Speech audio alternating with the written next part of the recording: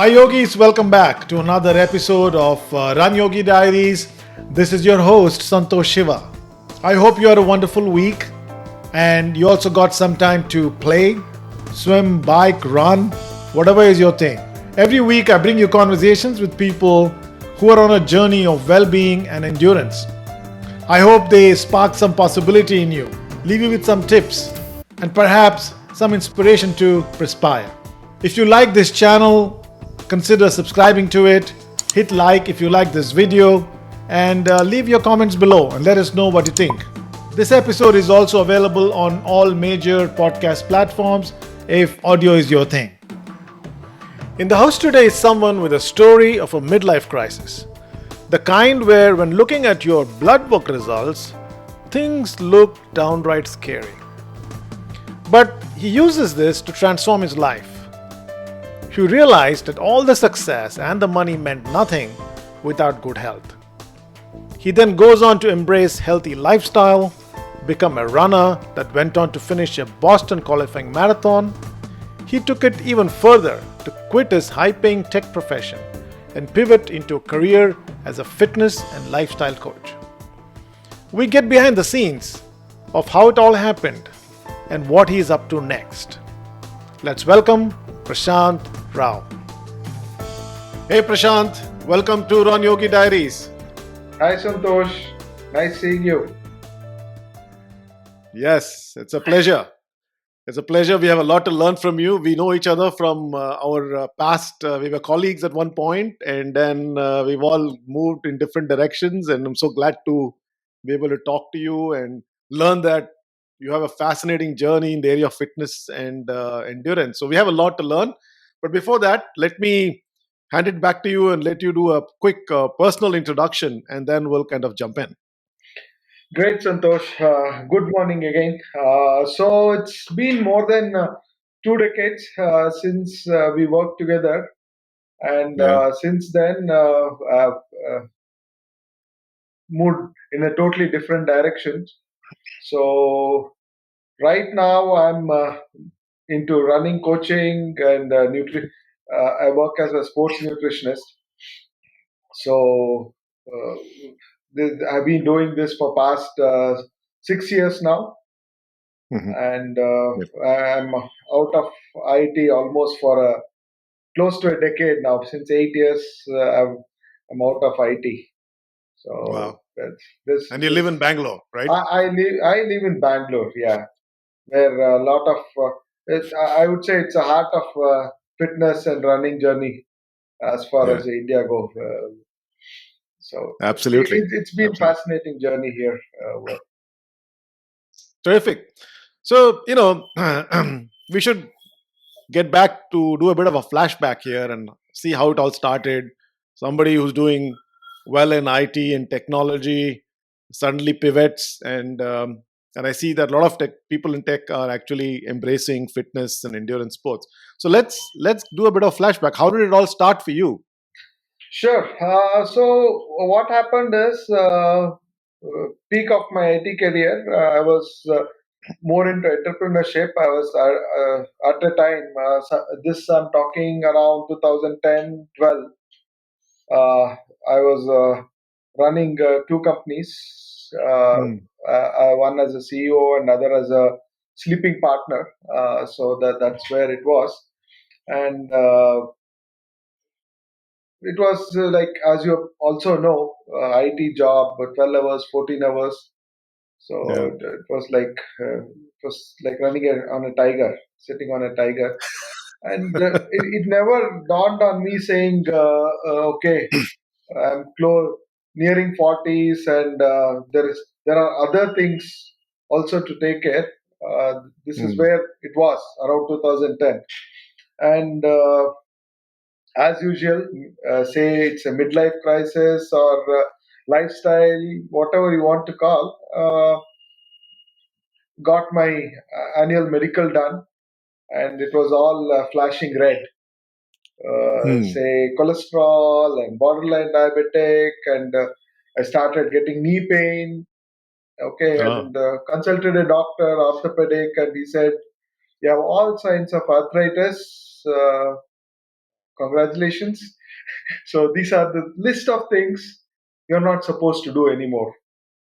Okay, so this is where I had to just step back and reflect again and say, okay, nearing 40, where am I heading to?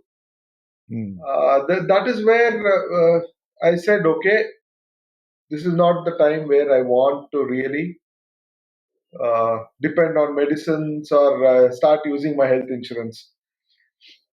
So that is where sort of decided, yeah, I need to do something. Even though it was, I was on and off with the fitness, right? But it was never consistent. It was always a low priority. Get inspired by somebody, something, take up a hefty yearly contract with the gym and then visit them for 2 weeks, right? And I don't even know January where. 1st. On Yeah, January 1st. January New Year 1st. resolution. So yeah, then after 2 weeks, I don't even know where is the membership card.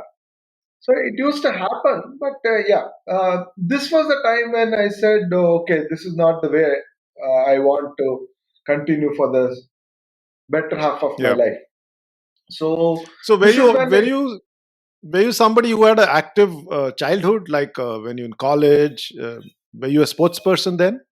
uh, I was during college. I was into badminton and I used to play chess, but that's more to it. It was probably 2 years of my life. That is where. Otherwise, like any Indian kid, it was sort of 2 hours in the evening. I used to go and Hmm. play with the friends, and that was more towards my fitness.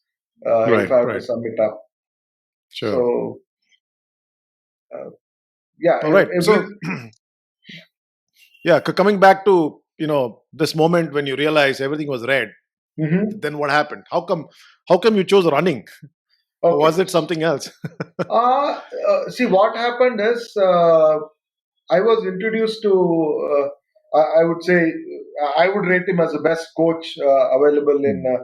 Bangalore. Definitely, give allow me. I would tell he's the best running coach in India. I got an opportunity to basically connect with him. His name is Kodandapani. We call him Pani sir, right? So we connect. I connected him through a common friend, and I was told, okay, Saturday, Sunday, come to Kapan Park. He was associated with Nike that time. It was a Nike Hmm. running club, and so we start doing some exercise with him. Hmm. So that was Oh, so it what was not running per se. You it you was just not. wanted to do some workout. Yes, it was. I wanted to do some workout. So generally, Okay. their thing was 1 day running and 1 day exercise. So Okay. being in IT that time, Saturday Sunday was the only time I could possibly think of even to take Hmm. out. I said, okay, let me go and join them. Uh, Hmm. let me start somewhere, right? So that is how it Yeah. was, and that is where actually my uh, running started. Hmm. And like any beginner, I was fully charged up, and all geared up to run 1.5 kilometers, and then getting tired, and that was a big achievement at that point in time.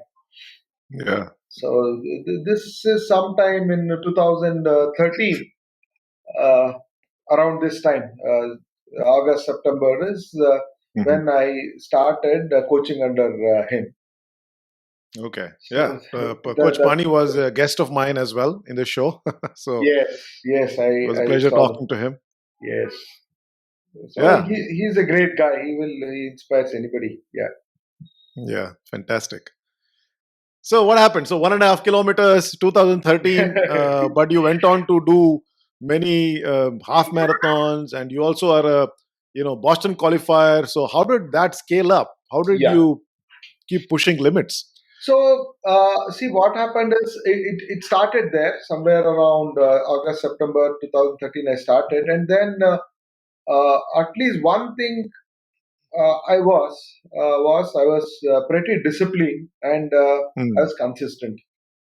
mm, I made sure, come what may. There were days where, as a beginner runner, right, my knee used to hurt, my leg used to hurt, body used to pain. All these things were there, but I made it.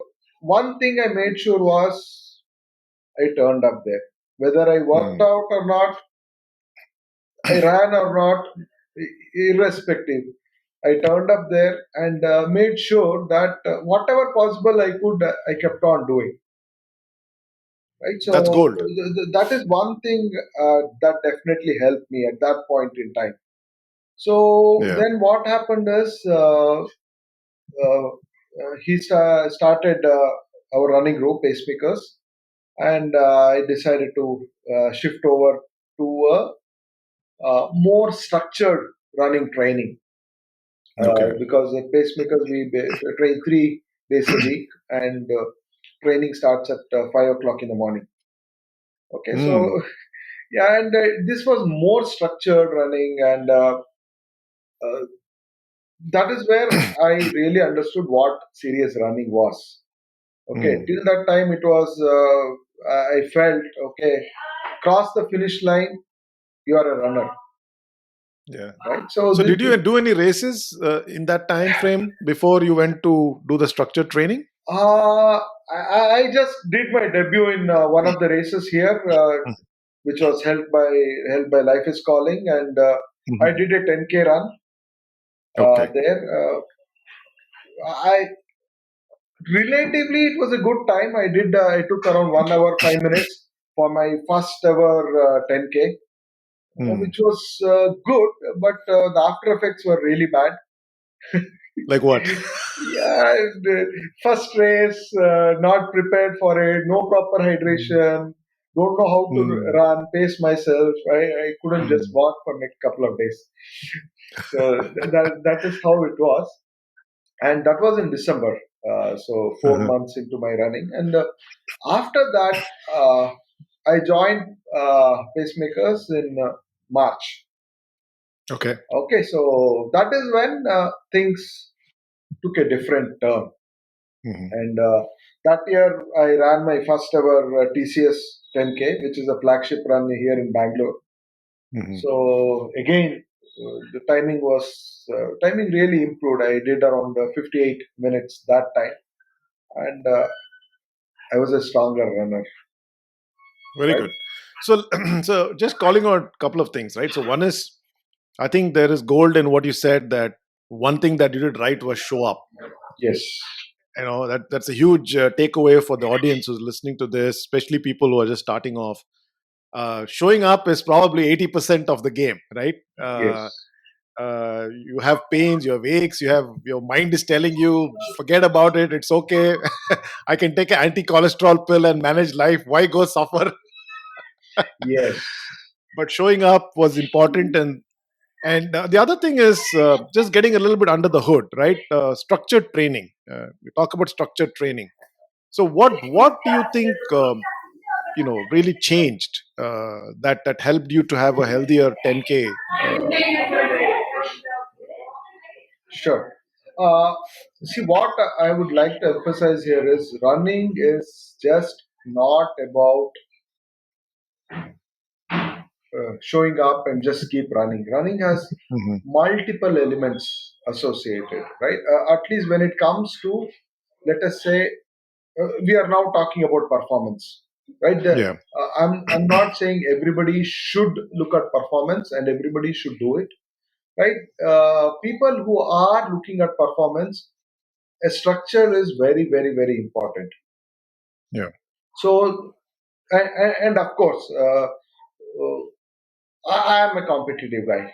So Hmm. I most of the time, when if it is race, I have to compete. If not with others, I compete with myself.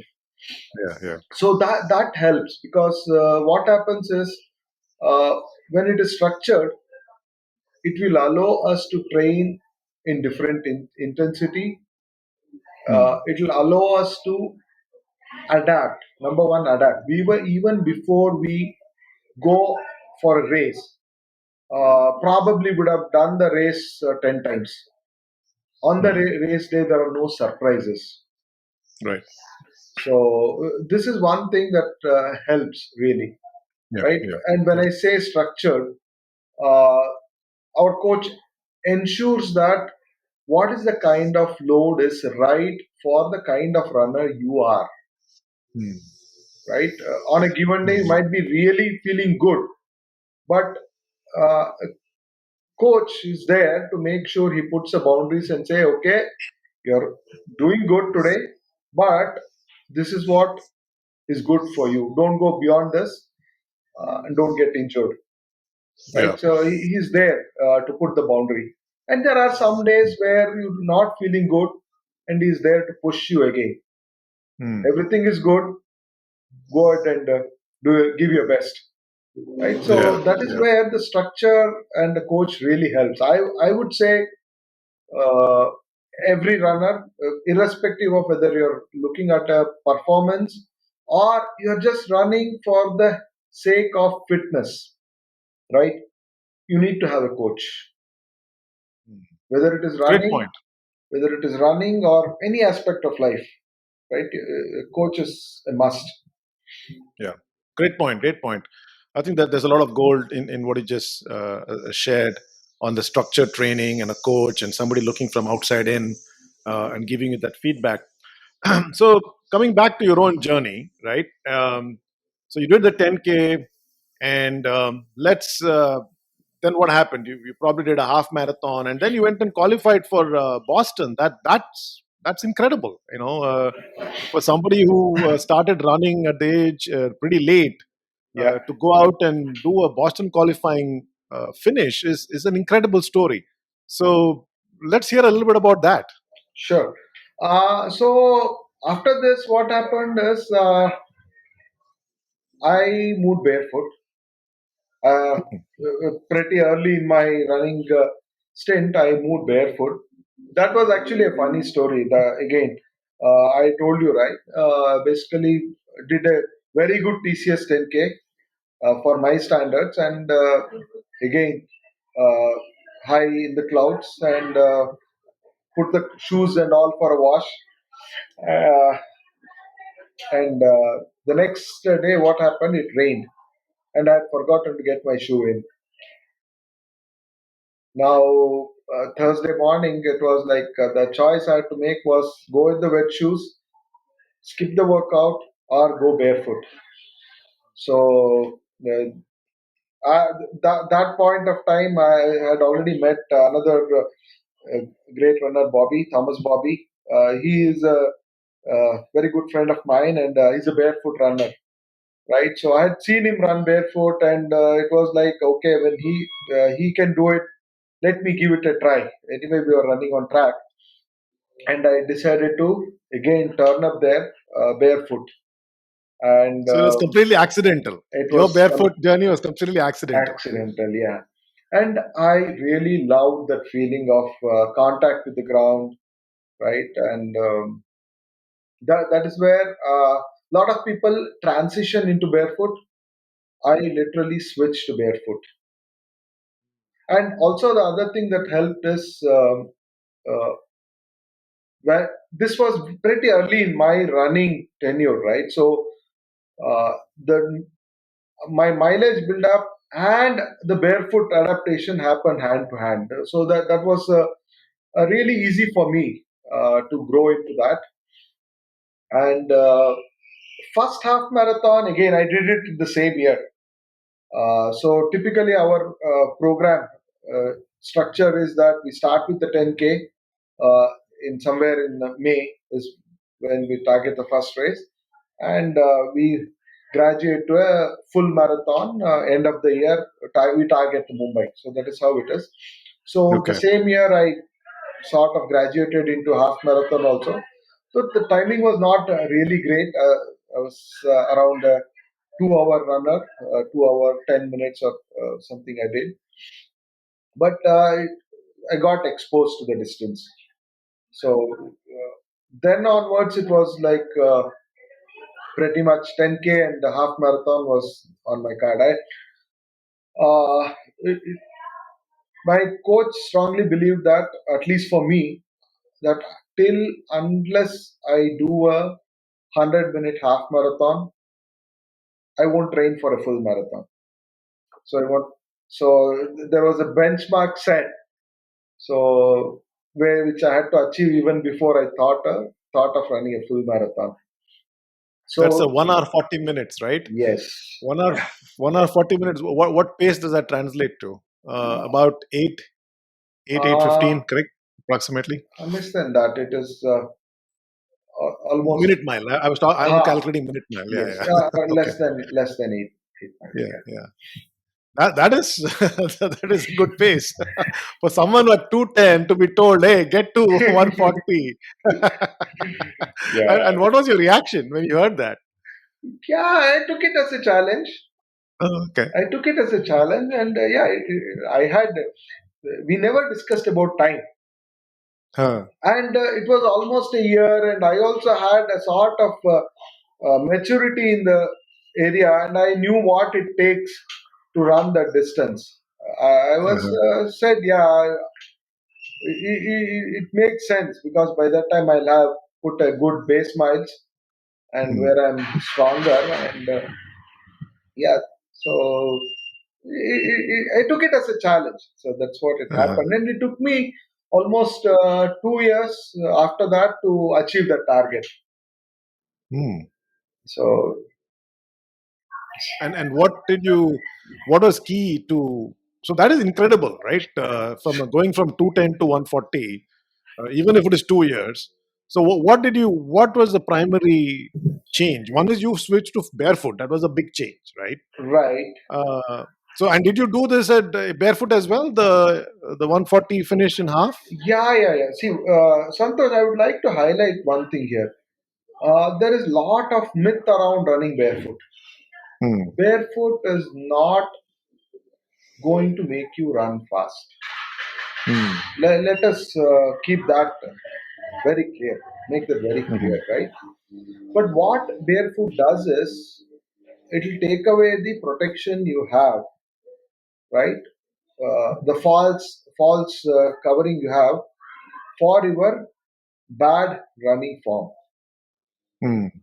Most of the time, what happens is the shoe takes the impact and it protects Yeah. you from the impact. Yeah. Most of the time, what happens is that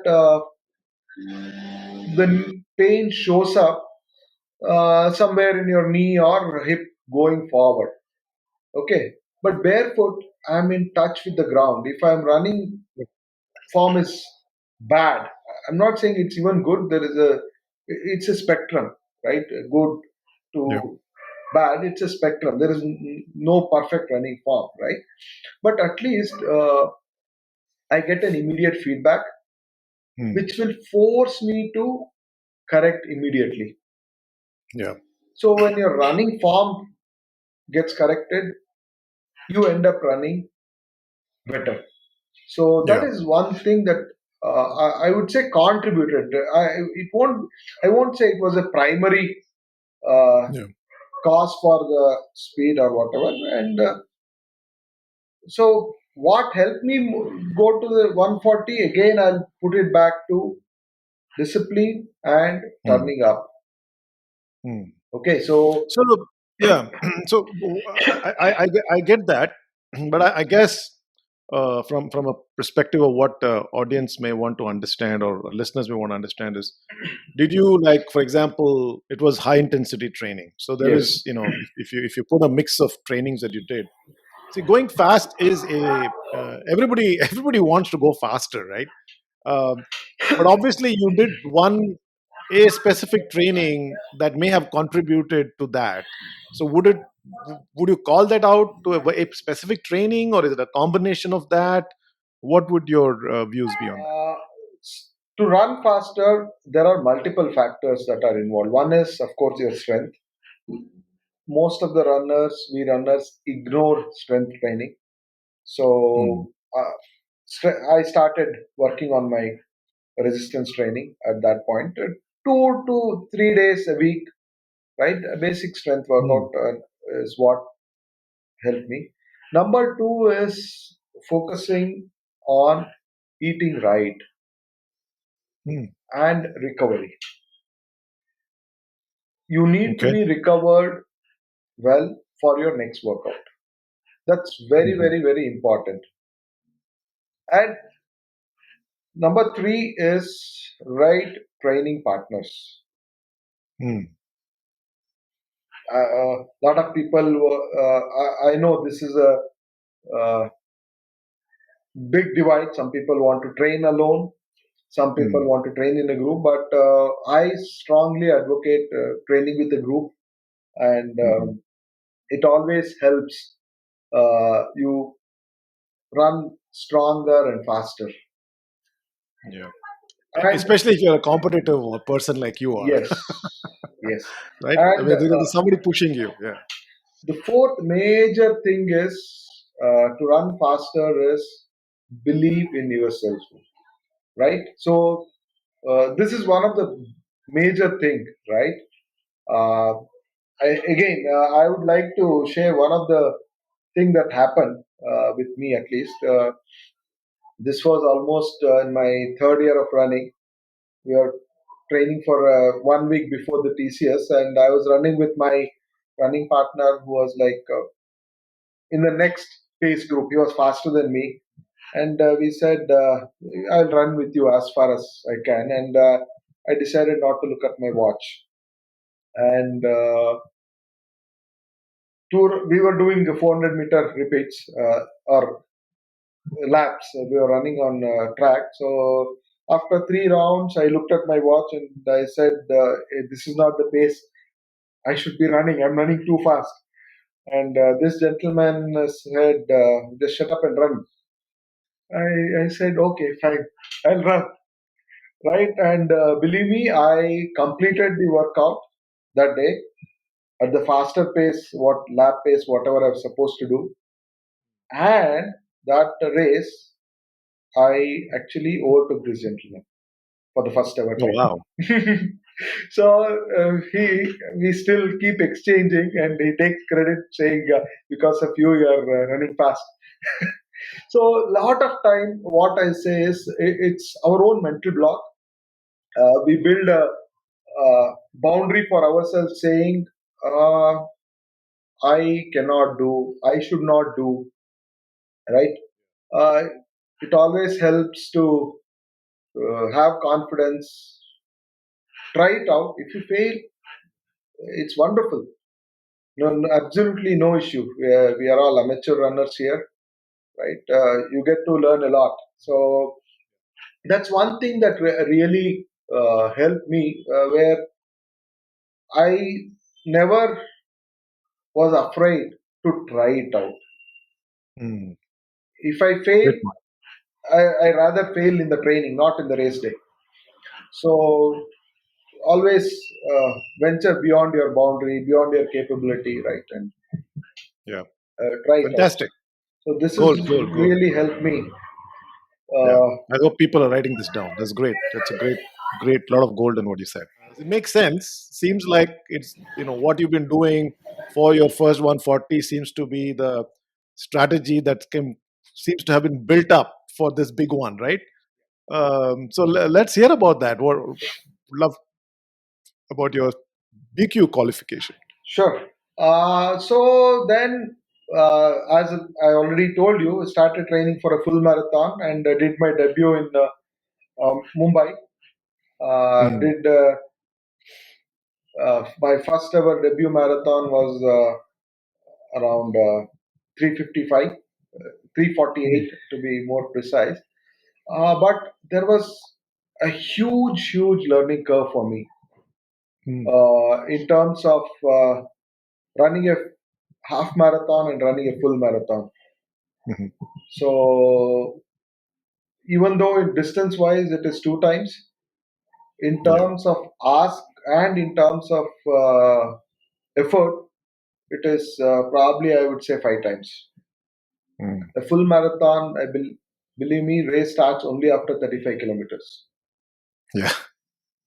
So that was a huge learning for me, and yeah, so it took me really some time to understand what it really takes to run a 42 kilometer, right? And another key thing was I sweat a lot.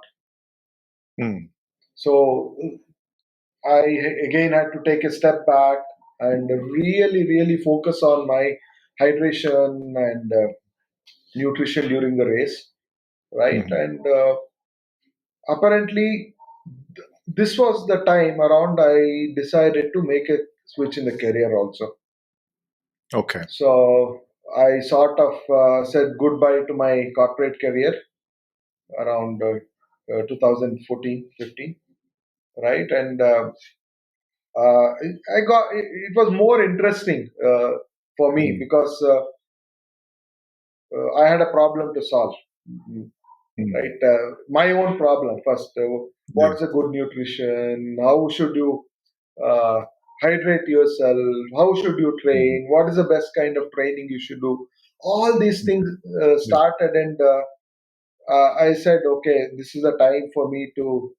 This is more interesting than the IT corporate. So Mhm, that's when I decided to switch. I took up basically enrolled myself for a year-long nutrition course. mhm, Uh, Educated myself, and this is where I added a different another dimension into my training, right? mhm, uh, mhm, Recovery, then your nutrition as a run mhm, athlete. mhm, When we talk about nutrition, most of the us we think it's only how many gels you take on a race day, mhm, right? uh, so nutrition has got much more than that. mhm, Training day nutrition, all these things started coming together. So this, of course, with the structured training I got from my coach, uh, then it was a plan. 2019 was when I targeted for my Boston qualification run, and I did it in New Delhi. And pretty much it was a focused 3 month training that went Yeah. into that before I even attempted a marathon. So uh, uh, there's nothing really extra that I did for the Mm, Boston qualification, but I started identifying the areas, small areas of improvement, and started plugging it right. Be it yeah. Like putting what?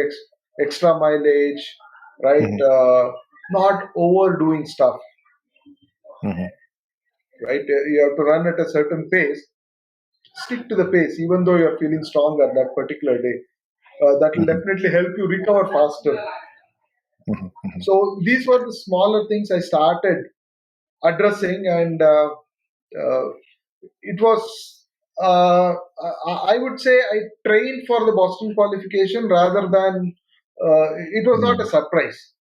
right. Uh, the Mm, distance was already done during the training, and I just had to repeat that on the race course. So I know it was too simple, but it took me really 5 marathons before I did my Boston qualification. The learning of no, all no. those things went in. Yeah.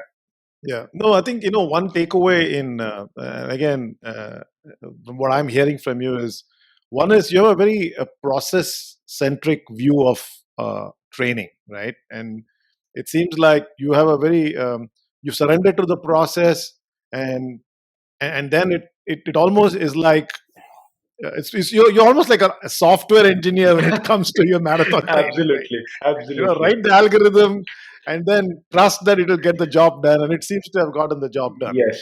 And and I do also want to spend some time on nutrition, but we'll come back to that Hmm. topic. Very curious about your principles behind nutrition in terms of how that may have helped also in you getting faster. Hmm. but but this is one takeaway that I can hear in your pattern of the 140 and the 318 finish for your Boston qualification, which is an amazing outcome, because um, Yeah, it's a great takeaway. I think that's what I'm hearing in what you're saying. So coming back to nutrition itself, right? Which is you've talked about that. You mentioned that even in your 140 attempt, and then now the 318 attempt. What did you focus on? What did you change? Okay, so here I will take a little bit deviation also, Santosh. I'll basically, because that's what I'm doing now. It's just not my past. It's also what I'm doing currently. So the majority of the athletes, of course, including me, right? What I always thought, or my most of my clients today also think is nutrition is only about eating right. Nutrition is all about getting your protein within first 30 to 45 minutes after your workout. So there ends the nutrition. Nutrition is about taking gel every 40 minutes during your race. See, this is a very myopic view of nutrition. In my experience for past 5 years, I've been into uh, this, call it a profession service. In when I say nutrition, what we eat, I would say just contributes to 30% of nutrition. It's why you eat, when you eat, right? What do you even think after eating it? Your sleep, your daily movement daily, all these things contribute to the nutrition.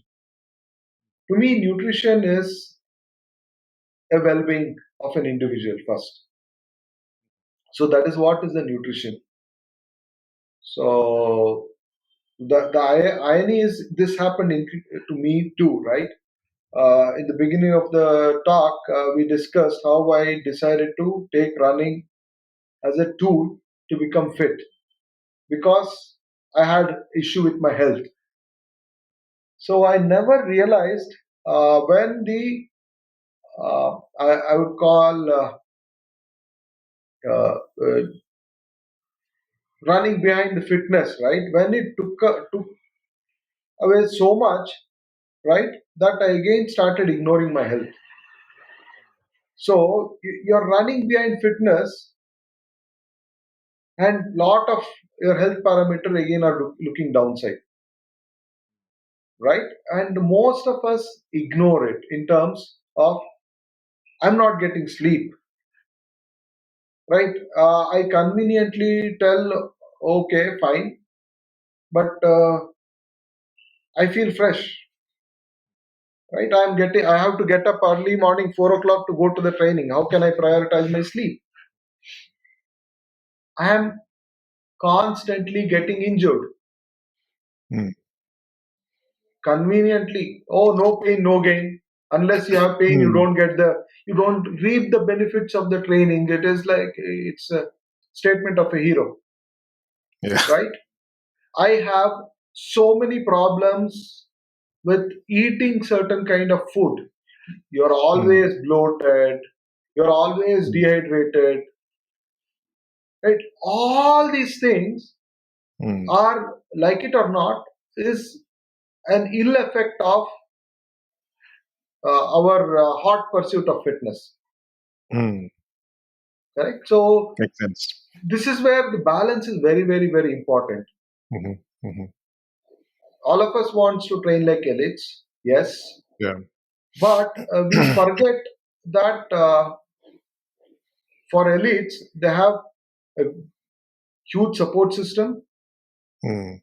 and also they focus on their nutrition, their hydration, their sleep, everything, which we Mhm. conveniently forget because we have a 9 to 5 job also to handle, or 9 to 9 job Yeah. also to handle.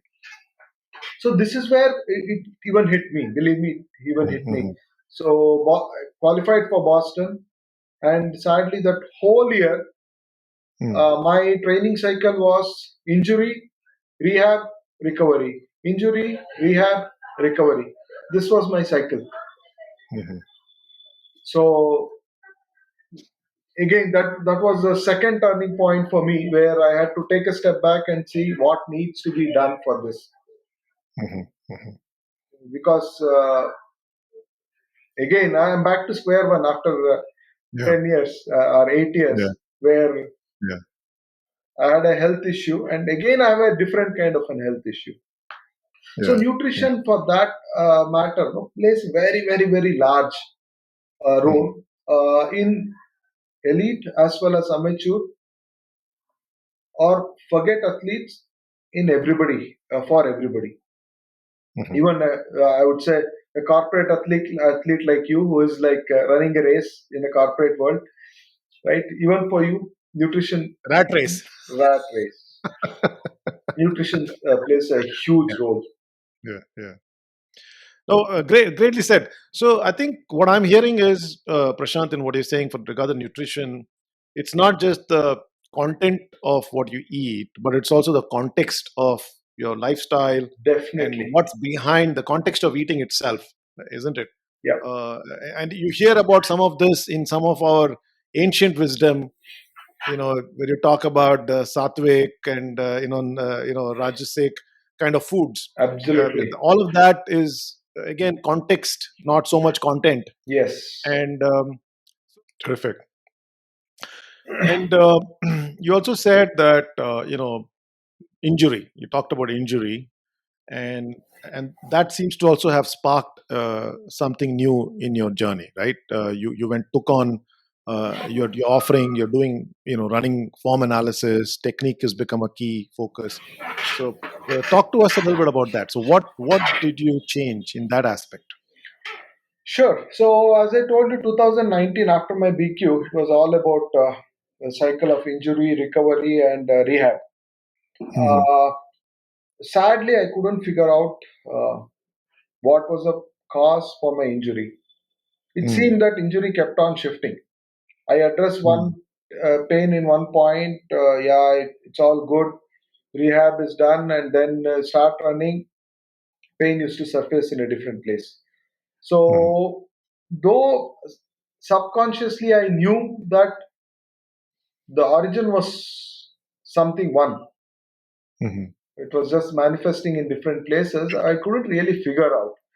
So, I met a lot of physios and doctors around, and surprisingly, the inputs I got was you run barefoot. Hmm. So, wear cushioned shoes that will take off the impact and you won't get injured. Hmm. Oh, okay, Hmm. wonderful. Uh, Start working on your strength training, Hmm. right?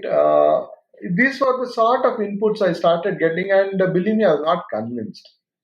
Hmm. Because I don't undermine strength training per se, Hmm. but you are telling a person who has done a 320 marathon, 318 marathon, Hmm. saying you don't have strength to run easy 20 minutes. Hmm. That didn't make sense to me, Yeah. right? I Strength made sense if I was attempting a sub 3 marathon or a 3-hour marathon. Yes, I need to perform beyond my existing infrastructure. I need to build on my strength. I accept. Hmm. Hmm. Not when I have to do an easy warm up. Hmm. So this is where which I started doing research on my own. First, I had Hmm. to figure out what is the problem. So I found this institute in UK, who basically specializes in running form techniques and biomechanical analysis, and I enrolled with them as a for a nutrition technique coach, right? And the coach there, a trainer, his name is Mike. So he was kind enough to help me understand my own running form, trying to pinpoint what are the issues and Hmm. why the problem might be arising. Hmm. Okay, so it was almost a 6 months pretty intensive course where we had to do case studies. I had to train people here in Bangalore, right, and do case studies. Everything was done, and apparently, I also was able to figure out what was causing my injury. What was it? What did you find out? So this I already told you. It was the major issue was sitting through the day. Number one, and Okay. that pretty much made my lower back or the core inactive. And Mhm. another interesting thing that came out at the later point was that the kind of drills that we are doing. Mhm. Uh, I told you, right? We have a pretty structured training, and Mhm. our warm up is close to 20-minute warm up where we do a lot of drills, Mhm. right? Mhm. And what I realized is most of the drills that we were doing was we were replicating the movement, Mhm. not really focusing on what muscle was getting engaged. Should it Mhm. really be used, right? Mhm. So these were the small aspects which we didn't focus on. Mhm. So even after a 20-minute, I would say, warm up and activation, the key muscles were never activated and I kept on running. I Mhm. didn't focus on the biomechanical aspect of running, Mhm. right? All these things was leading to injury. Okay. So this particular trainer or coach, right? He had a wonderful thing to tell. He believes in this principle, of course. Most of us start running by on our own, Mhm. right? Our running is shaped by our environment, our strengths, our weakness, and 99% of the time it is visual. We see Mhm. somebody running Mhm. and we mimic it, Mhm. Mhm. right? So it's like swimming, right? Any other Yeah. skill, it's a life skill, right? Mhm. I would say 1% of the entire population in the world, you throw them into the water, they swim amazingly. They don't need training. Mhm. Same thing with the runners. There are a lot of athletes who are born with the skill. I would call it as a skill of running. Mhm. They are able to run efficiently, effortlessly, correct, with lesser risk of injuries. But Mhm. not all of us. Running is a skill that need to be taught. It is Mhm. not a skill that comes on itself. Yeah. It Yeah. has to be taught. It's a life skill. It has to be taught. Mhm. Mhm. Mhm. Like swimming, like language, Yeah. like your piano lessons, whatever. Yeah. So Yeah. this is the principle on which he works on, right? And Mhm. to a large extent, yes, I could relate why I was running like that. And believe me, it took me once I identified the cause. It took me 2 runs to fix the problem, Mhm. and it's been almost 8 years since I've started running from 2013, Mhm. right? Mhm. First time ever, past 6 months after my workout, everything, right? I wake up in the morning without a single niggle, without a single stiffness. Mhm. That is what focus on the running technique form has done to me. Yeah. Of course, see, I have a 2 year break now because of injury, because of career shift, so many things. I have a lot of distance to catch up. 2 years break is not a good thing in endurance sport. But I'm happy that last week I finished my virtual Boston Marathon and I finished in 4 hours 20 minutes. Mhm. And next day I was back on my feet without a single niggle or an injury. Mhm. Yeah. Makes sense. This end of the day, this is what I want to do. Yeah. Make running enjoyable, make running Mhm. pain free. You don't have to Yeah. go through pain to run.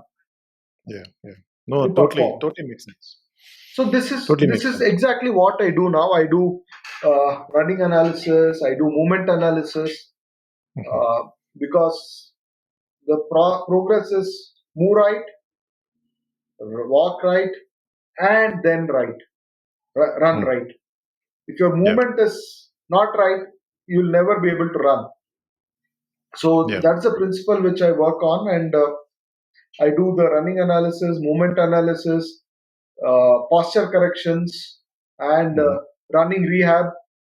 Basically, retraining your proprioception to uh, Mm. adopt a better running form during your run. So that is something that I've started now, uh, along with the nutrition. Terrific.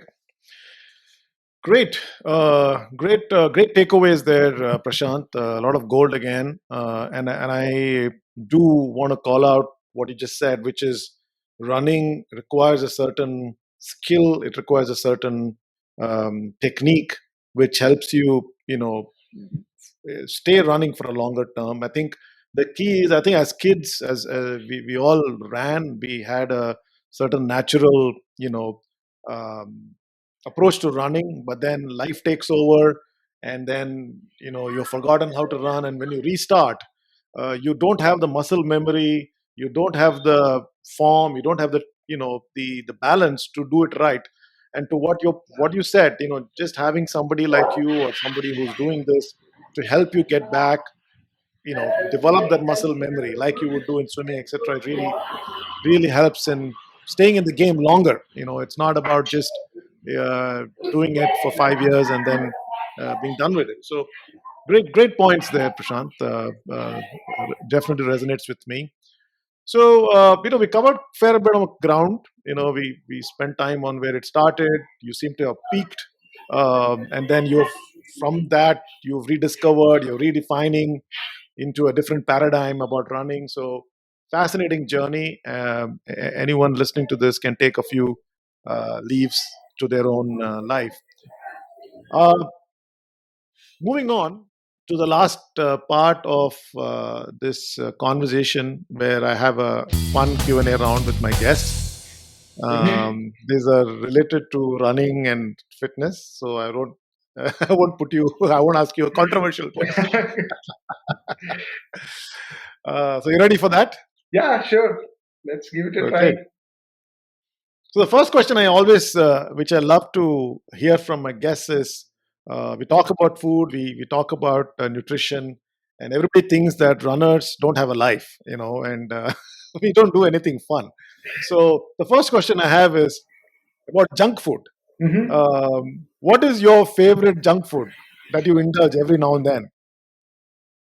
Uh, I love Indian chats, masala Hmm. puri, pani puri. Uh, Those, those are healthy the, junk foods. ah, yeah, that's my definition of junk food. Yeah, yeah, yeah.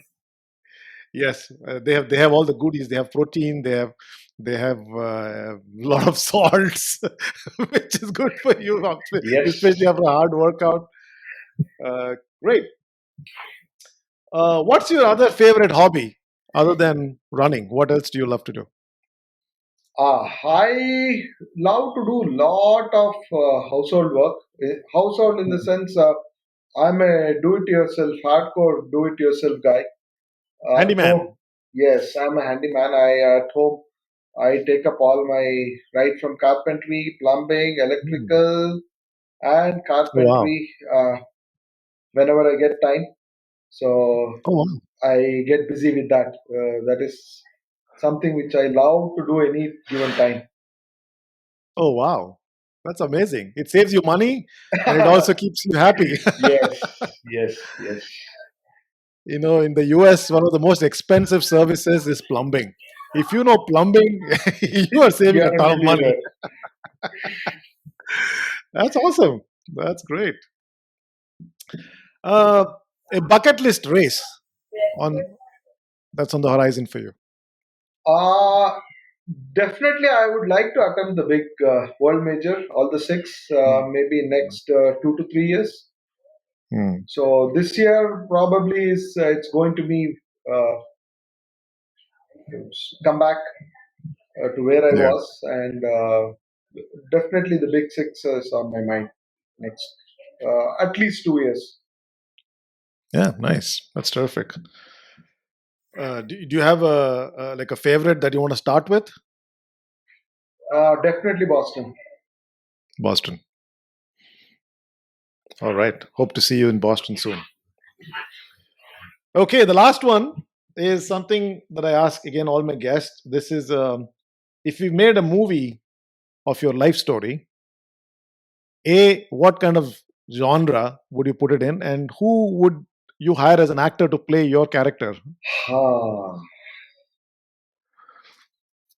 I am lost. I'm not that much of a movie buff, so I think it'll be in terms of a genre. It's going to be uh, autobiography only. I don't think it's going to be Hmm. entertaining. The kind of thing we discuss: Yeah, commitment, yeah, discipline, just turn up, do your job, yeah, and surrender to process. It's yeah. going to be only a autobiography, and I don't know. Seriously, I don't know who would. You don't know who should play you. Yeah, definitely, I don't know. Sorry. We'll just hire you to play you. Yeah, maybe that'll be better. I'll get to reenact and edit all the things that I did wrong. just just Go just back show in time. just show the good ones. Go back in time. Yeah, yeah. Terrific. Thanks, Prashant. You did well. We learned a few more things about you in the process. Coming to kind of the end of the conversation here, I'll let you have the last word. Is there anything you want to uh, send as a message to the audience? Definitely, Santosh. It was really nice talking to you, catching up after close to 2 decades. Really great. So my simple message to anybody listening to this would be: number one, no age is a Hmm. old age to start. Um, Believe in yourself and benchmark yourself. Number one, Hmm. don't look at others and try to outrace the other guy. As long as you're better than what you were yesterday, you have done an Hmm. amazing job. Uh, that's all I would like to add here. Terrific. Great message.